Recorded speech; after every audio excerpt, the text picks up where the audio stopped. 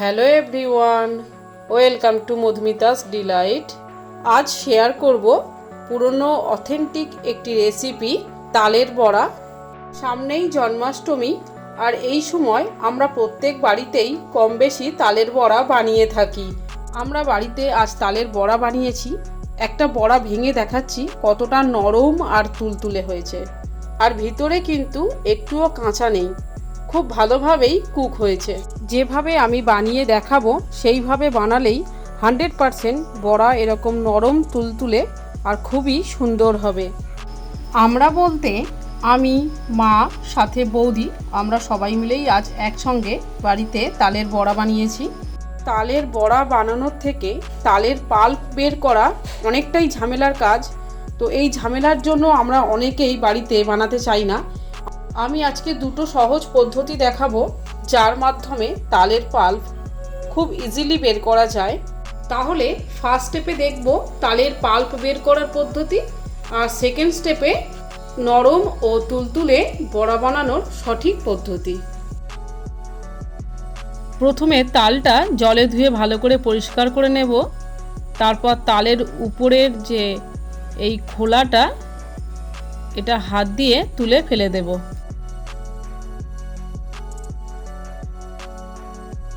খোলাটা খুলে ফেলার পর এবার তালের উপর থেকে এই যে কালো রঙের পর্দাগুলো, এগুলোও খোসা, এগুলো উপর থেকে টানতে টানতে এইভাবে খুলে নেব।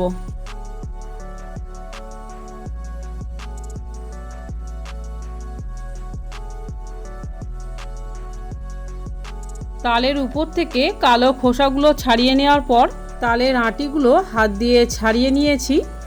এবার এই আঁটিগুলোর উপরে অল্প করে জল দিয়ে প্রথমে হাত দিয়ে একটু নরম করে নেব। তালের আঁটিগুলো থেকে পাল্প বের করে নেওয়ার আগে এইভাবে যদি অল্প করে একটু জল দিয়ে হাত দিয়ে মাখিয়ে নেওয়া যায়, তাহলে তালের আঁটিগুলো ছানতে সুবিধা হয় আর তাল থেকে পাল্পও খুব তাড়াতাড়ি বেরিয়ে আসে।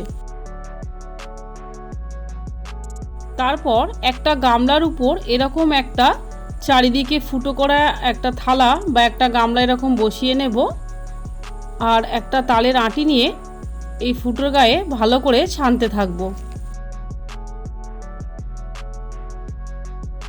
গামলাটা তুলে এবার দেখাচ্ছি, দেখুন তলাতে অনেকটাই তালের পাল্প পড়েছে, পুরো একটা আঁটি এইভাবেই ছেনে নিয়েছি। এবার আসছি দ্বিতীয় পদ্ধতি। একটা গ্রেটার নিলাম, গ্রেটারের নিচে একটা গামলা রেখে দেব। এবার গামলার উপর গ্রেটারটাকে এইভাবে শুয়ে তালের আঁটি ক্রমাগত গ্রেটারের উপর ছানতে থাকবো। এটা কিন্তু প্রথম পদ্ধতি থেকে খুবই ইজি, আপনারা দেখলেই বুঝতে পারবেন গ্রেটারে তালের পাল্প খুব তাড়াতাড়ি বেরোয়। আপনারা নিজেরাই এটা দেখুন কত তাড়াতাড়ি তাল থেকে পাল্প বেরিয়ে গেছে।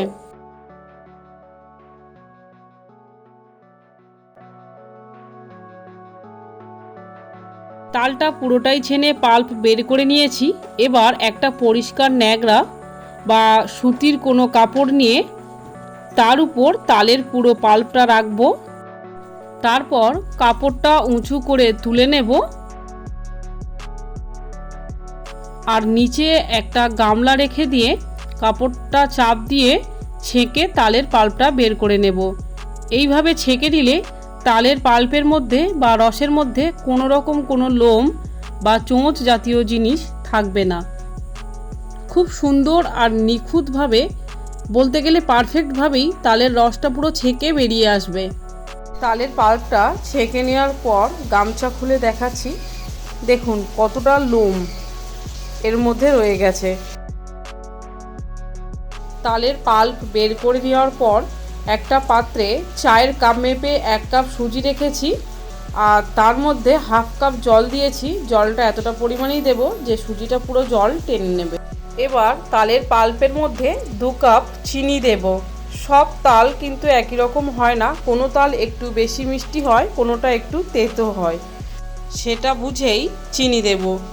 যেহেতু এই তালটা 2 আঁটি একটু ছোট তাল, তাই 2 কাপ চিনি যথেষ্ট। এবার একটা তারের হুইস্কের সাহায্যে চিনিটা তালের পাল্পের মধ্যে মিশিয়ে নেব। এই বড়া বানানোতে আমি কিন্তু একদমই জল ব্যবহার করব না।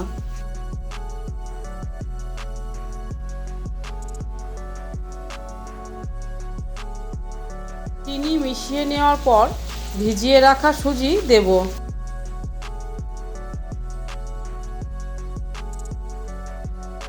সুজিটাও 2 মিনিট মিশিয়ে নেব।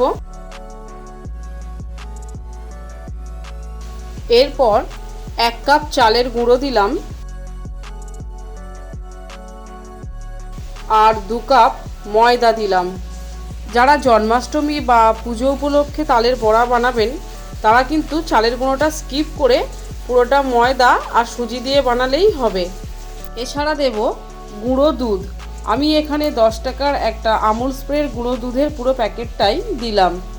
গুঁড়ো দুধ আর সুজিটা ভিজিয়ে রেখে 2 মিনিট দেওয়ার জন্য তালের বড়া খুবই নরম হবে আর খেতেও সুস্বাদু হবে।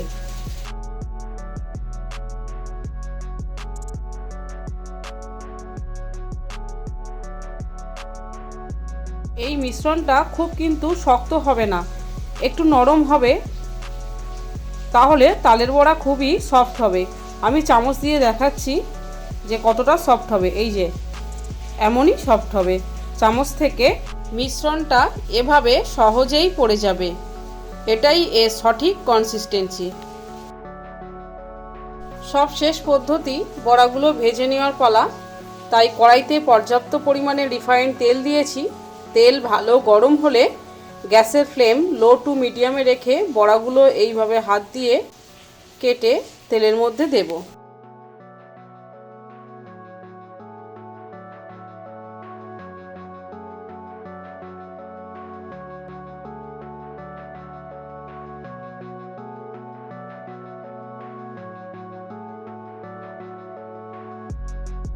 লো টু মিডিয়াম ফ্লেমে রেখে বড়াগুলো ঝাঁঝরি দিয়ে উল্টে পাল্টে লাল করে ভেজে তুলে নেব।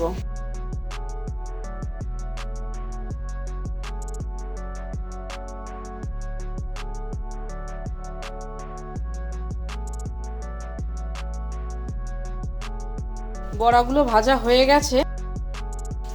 এবার ঝাঁঝরি দিয়ে তেল ঝরিয়ে তুলে নেব।